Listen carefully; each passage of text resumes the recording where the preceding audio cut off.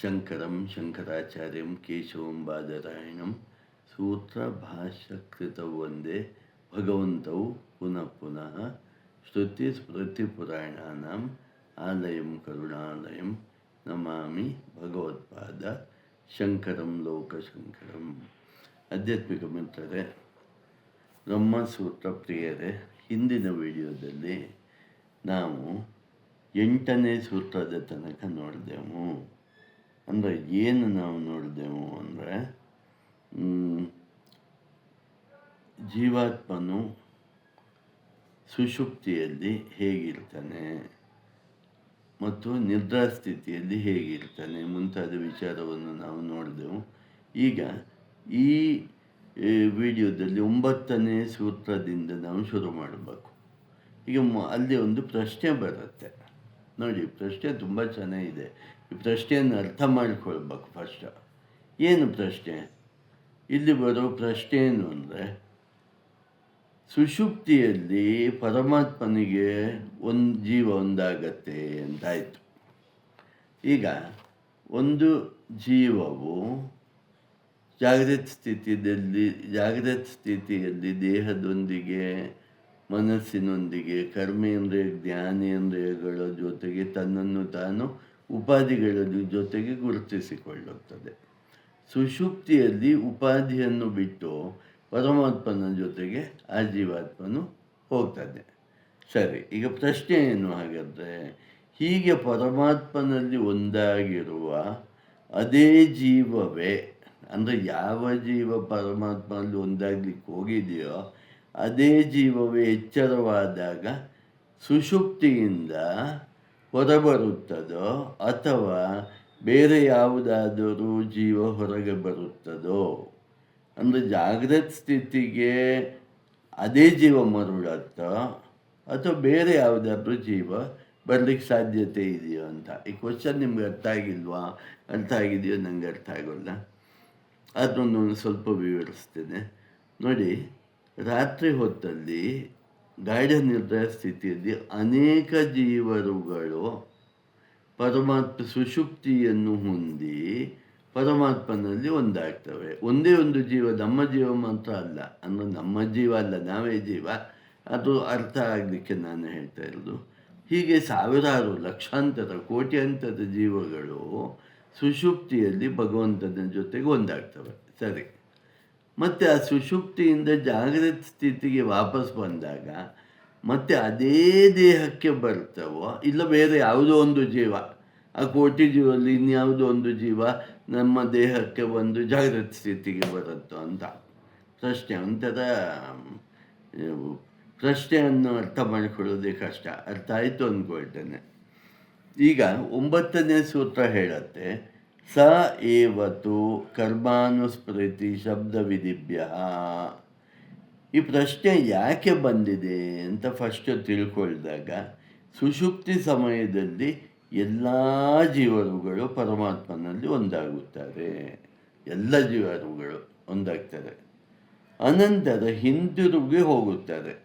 ಸುಷುಪ್ತಿಯಿಂದ ಜಾಗೃತ ಸ್ಥಿತಿಗೆ ಹಿಂದಿರುಗಿ ಹೋಗುತ್ತಾರೆ. ಈ ಸೂತ್ರವು ಸ್ಪಷ್ಟವಾಗಿ ಏನು ಹೇಳುತ್ತೆ ಅಂದರೆ, ಯಾವ ದೇಹದಿಂದ, ಯಾವ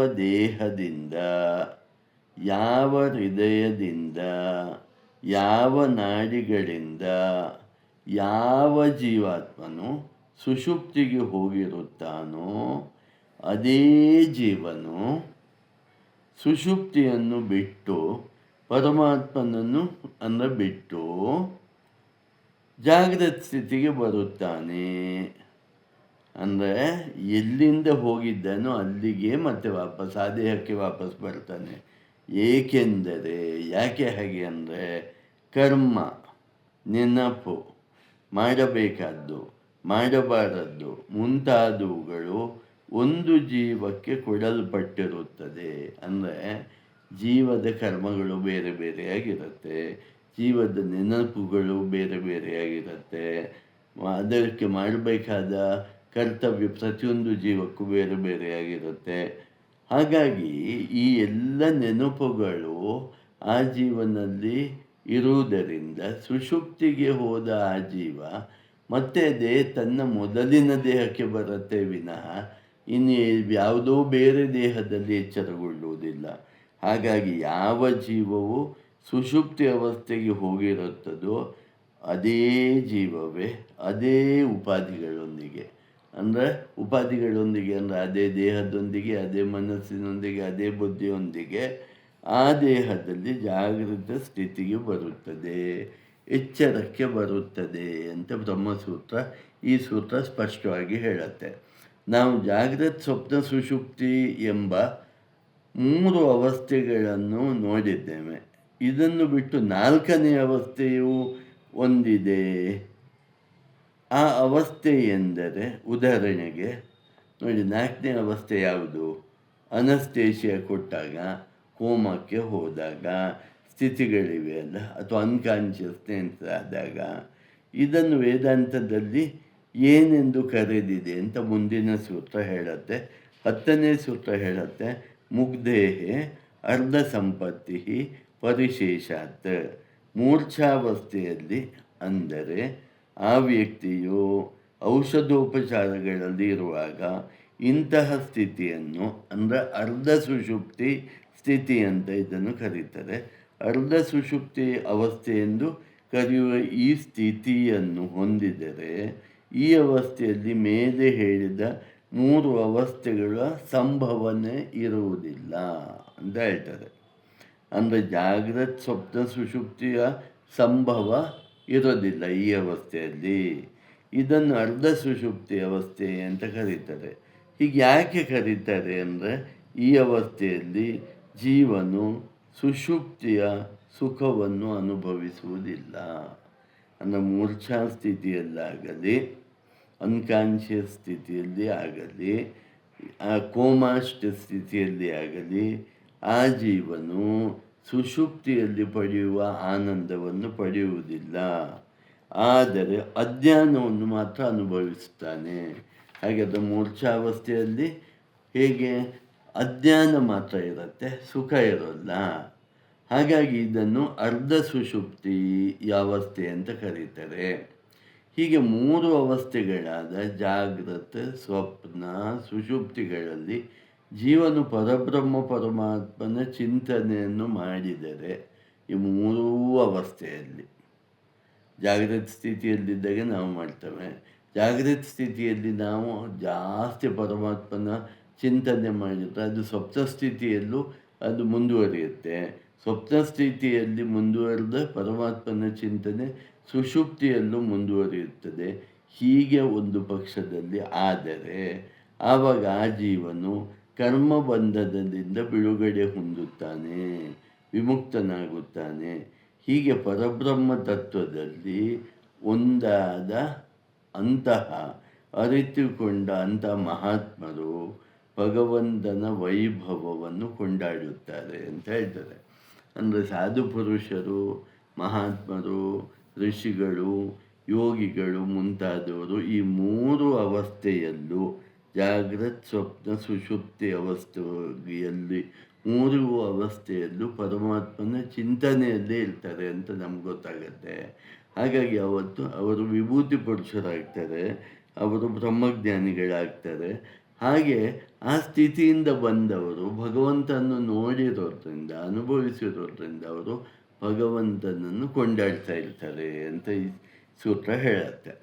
ಈಗ ಮುಂದಿನ ಒಂದು ಪ್ರಶ್ನೆ ಬರುತ್ತೆ, ಹಾಗಾದರೆ ಪರಬ್ರಹ್ಮ ಪರಮಾತ್ಮ ಎಂದರೆ ಯಾರು? ಈಗ ನೋಡಿ, ಮುಂದಿನ ಪ್ರಶ್ನೆ ಅತ್ಯಂತ ಸ್ಪಷ್ಟವಾಗಿ ಕೇಳ್ತಾ ಇದ್ದಾರೆ.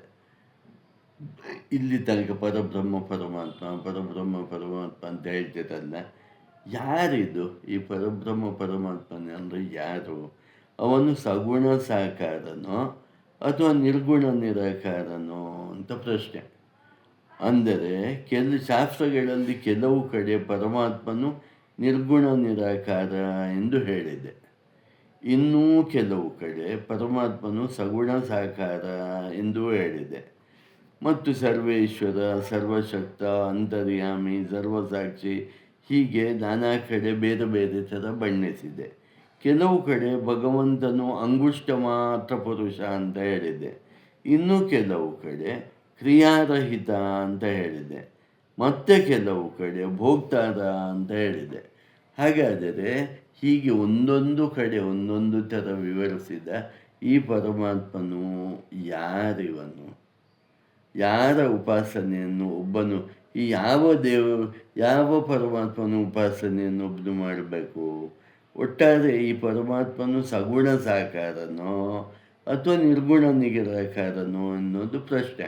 ಇದು ಸಾಮಾನ್ಯವಾಗಿ ಎಲ್ಲರಿಗೂ ಬರೋ ಪ್ರಶ್ನೆ ಇದು. ಇದಕ್ಕೆ 11ನೇ ಸೂತ್ರ ಉತ್ತರಿಸುತ್ತೆ. ನ ಸ್ಥಾನತೋಪಿ ಪರಸ್ಯೋ ಉಭಯಲಿಂಗಂ ಸರ್ವತ್ರ ಹಿ. ಬೇರೆ ಬೇರೆ ಸ್ಥಾನಗಳಲ್ಲಿ ಇದ್ದರೂ ಪರಬ್ರಹ್ಮ ಪರಮಾತ್ಮನು ಉಪಾಧಿ ಸಹಿತನಾಗಿರುವುದಿಲ್ಲ. ಉಪಾಧಿ ಇರೋಲ್ಲ ಅಂದ್ರೆ ನೋಡಿ, ಇಲ್ಲಿ ನಮ್ಮ ಹಾಗೆಲ್ಲ ಅಂತ ಹೇಳ್ತಾರೆ. ಈಗ ನಮಗೆ ದೇಹ ಅನ್ನೋದೊಂದು ಉಪಾಧಿ, ಆದರೆ ಭಗವಂತನಿಗೆ ದೇಹ ಅನ್ನೋದು ಉಪಾಧಿ ಅಲ್ಲ. ನಮಗೆ ಮನಸ್ಸು ಅನ್ನೋದೊಂದು ಉಪಾಧಿ, ಭಗವಂತನಿಗೆ ಮನಸ್ಸು ಅನ್ನೋದೊಂದು ಉಪಾಧಿ ಅಲ್ಲ ಅಂತ ಹೇಳ್ತಾ ಇದ್ದಾರೆ. ಹಾಗಾಗಿ ಪರಬ್ರಹ್ಮ ಪರಮಾತ್ಮನು ಉಪಾಧಿ ಸಹಿತನಾಗಿರುವುದಿಲ್ಲ. ಹಾಗಾಗಿ ಈ ಪರಬ್ರಹ್ಮ ಪರಮಾತ್ಮನನ್ನು ಉಭಯಲಿಂಗಂ ಎಂದು ಹೇಳಿದೆ. ಇದರ ಅರ್ಥ ಏನು ಅಂದರೆ, ಅವನು ಎಲ್ಲ ದೈವಿಕ ಗುಣಗಳನ್ನು ಹೊಂದಿದವನು ಹೌದು, ಗುಣರಹಿತನೂ ಹೌದು. ಹಾಗಾಗಿ ಪರಮಾತ್ಮನು ನಿರ್ಗುಣ ನಿರಾಕಾರನೂ ಹೌದು, ಸಗುಣ ಸಾಕಾರನೂ ಹೌದು. ಹಾಗಾಗಿ ಯಾವುದೇ ಒಂದು ಪಕ್ಷದಲ್ಲಿ ಮಾತಾಡುವವರು ಅಂದರೆ ಭಗವಂತನು ಸಗುಣ ಸಾಕಾರ ಮಾತ್ರ ಅಂತ ಹೇಳುವವರು, ಅಥವಾ ಭಗವಂತನು ಸಗುಣ ಸಾಕಾರ ಅಲ್ಲ ನಿರ್ಗುಣ ನಿರಾಕಾರ ಅಂತ ಹೇಳುವವರು, ಅವರು ಯಾರು ಪರಮಾತ್ಮನನ್ನು ಸಗುಣ ಸಾಕಾರ ಮಾತ್ರ ಅನ್ನೋರು ಮತ್ತು ಯಾರು ಪರಮಾತ್ಮನ ನಿರ್ಗುಣ ನಿರಾಕಾರ ಅಂತ ಹೇಳುವವರು, ಅವರು ಪರಮಾತ್ಮನ ಬಗ್ಗೆ ಸರಿಯಾಗಿ ತಿಳ್ಕೊಂಡಿಲ್ಲ ಅಂತ ಬ್ರಹ್ಮಸೂತ್ರ ಹೇಳುತ್ತೆ. ಅವರು ಬರೀ ಭಗವಂತನನ್ನು 50% ಮಾತ್ರ ತಿಳ್ಕೊಂಡವರು. ಯಾರು ನಿರ್ಗುಣ ನಿರಾಕಾರ ಅಂತ ಹೇಳೋರು ಬರೀ 50% ತಿಳ್ಕೊಂಡವರು, ಸಗುಣ ಸಾಕಾರ ಮಾತ್ರ ಅನ್ನೋದು ಸಹ 50% ತಿಳ್ಕೊಂಡವರು. ಹಾಗೆ ನಿಜವಾಗಿ ಏನು ಅಂದರೆ ಉಪನಿಷತ್ತು ಹೇಳುತ್ತೆ, ಅಣೋರಣೀಯಾನ್ ಮಹತೋ ಮಹಿಯಾನ್ ಆತ್ಮ ನಿಹಿತೋ ಗುಹಾಯಾಮ್. ಆತ್ಮನು ನಿರ್ಗುಣ ನಿರಾಕಾರನೂ ಹೌದು ಮತ್ತು ಈ ಭಗವಂತನು ಸಗುಣ ಸಾಕಾರನೂ ಹೌದು ಅಂತ ಹೇಳ್ತಾರೆ. ಈ ಆತ್ಮನು ಎಲ್ಲ ಧರ್ಮಗಳಿಗೂ ಅತೀತನು. ಈ ಪರಮಾತ್ಮನು ವರ್ತಮಾನ, ಭೂತಕಾಲ, ಭವಿಷ್ಯತ್ ಕಾಲದ ಕಂಟ್ರೋಲರ್, ಯಜಮಾನನಾಗಿರ್ತಾನೆ. ಪರಬ್ರಹ್ಮದಲ್ಲಿ ಯಾವ ವ್ಯತ್ಯಾಸಗಳು ಇಲ್ಲ. ಈ ಪರಬ್ರಹ್ಮ ಪರಮಾತ್ಮನು ನಿರಂಕುಶ ಪ್ರಭುವಾಗಿದ್ದಾನೆ. ಅವನ ಭಯದಿಂದಲೇ ಯಮಧರ್ಮರಾಜನು ಕೆಲಸ ಮಾಡುತ್ತಾನೆ, ವಾಯುವು ಬೀಸುತ್ತಾನೆ, ಅಗ್ನಿಯು ಉರಿಯುತ್ತದೆ, ಮುಂತಾದವನ್ನು ಹೇಳ್ತಾರೆ. ಈಗ ಮುಂದೆ ಸಗುಣ ಸಾಕಾರ ಮತ್ತು ನಿರ್ಗುಣ ನಿರಾಕಾರವೆಂದರೆ ಏನೆಂದು ನಾವು ತಿಳಿಯಬೇಕು. ಏನಿದು ಸಗುಣ ಸಾಕಾರ ಅಂದರೆ ಏನು, ನಿರ್ಗುಣ ನಿರಾಕಾರ ಅಂದರೆ ಏನು ಅಂದರೆ, ಈಗ 3ನೇ ಅಧ್ಯಾಯದ 2ನೇ ಪಾದ ಇಲ್ಲಿಗೆ ಮುಗಿಯುತ್ತೆ.